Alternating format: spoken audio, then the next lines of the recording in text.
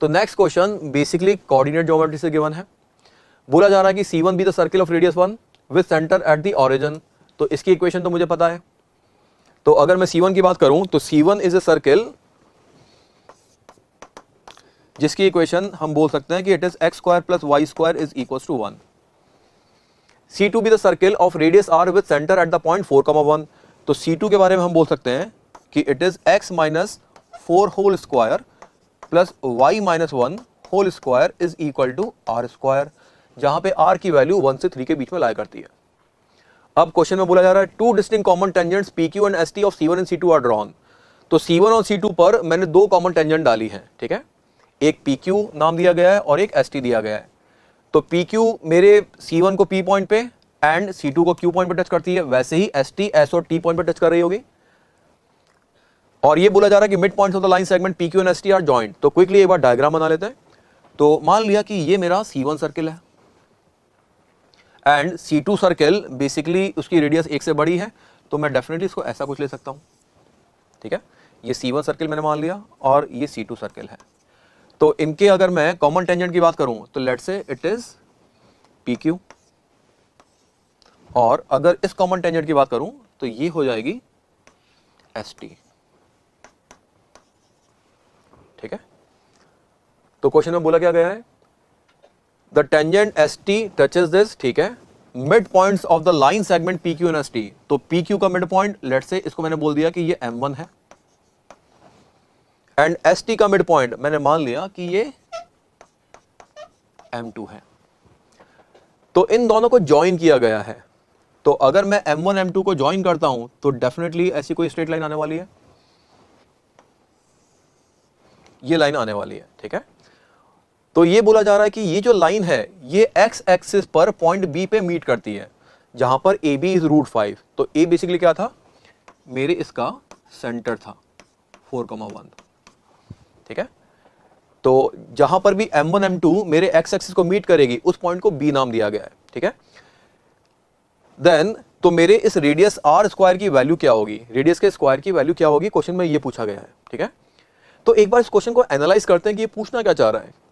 अगर मैं M1 M2 की बात करूं तो M1 इज द पॉइंट जिसके थ्रू मैं इन दोनों सर्किल पे सेम लेंथ की टेंजेंट ड्रॉ कर सकता हूं। Similarly M2 is the point जिससे मैं C1 C2 पर सेम लेंथ की टेंजेंट ड्रॉ कर सकता हूं। तो M1 और M2 डेफिनेटली रेडिकल एक्सिस पे लाई करेंगे और इन दोनों को मिला दिया तो ये एक ऐसी स्ट्रेट लाइन आएगी जो रेडिकल एक्सिस ही होने वाली है। तो M1 M2 मैं अगर यहां पे कमेंट करता हूं तो M1 M2 is radical axis of these two circles। तो radical axis की इक्वेशन क्या होती है, it is nothing but C1 minus C2 is equal to 0। तो इन दोनों सर्किल को सब्ट्रैक्ट करना है मुझे, सो हमें इनकी radical axis की इक्वेशन निकालनी है। तो radical axis क्या हो जाएगा, x square plus Y square minus 1 minus x minus 1 whole square, और should I say x minus 4 whole square minus y minus 1 whole square plus r square equal to 0, ठीक है। x square and y square तो cancel out हो जाएगा।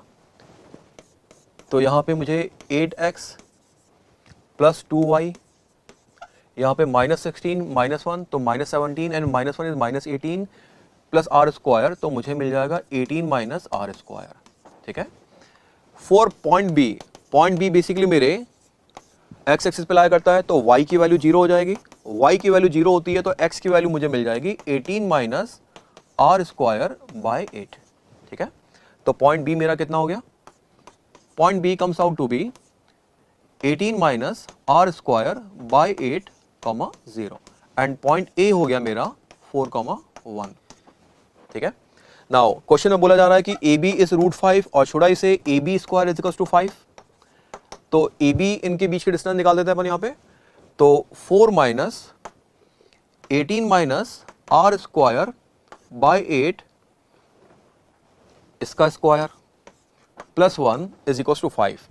तो यहां से 4 minus 18 minus r square by 8 इसकी वैल्यू 4 हो जाएगी एंड अगर मैं उसका स्क्वायर रूट लूंगा तो स्क्वायर रूट लेने पर प्लस और माइनस आएगा, तो दैट इज प्लस माइनस 2, ठीक है।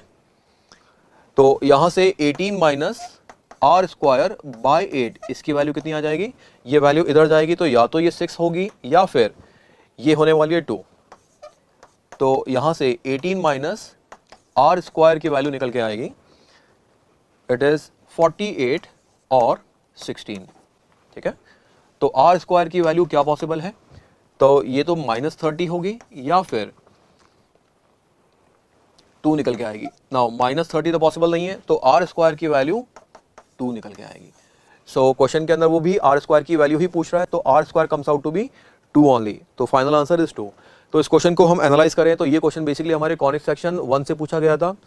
अराउंड 29% स्टूडेंट ऐसे थे जो उसको अटेम्प्ट नहीं कर पाए, 62% स्टूडेंट ऐसे थे जो उसको इनकरेक्ट अटेम्प्ट करके आए और 8.77% स्टूडेंट ऐसे थे जो उसको करेक्टली अटेम्प्ट करके आए।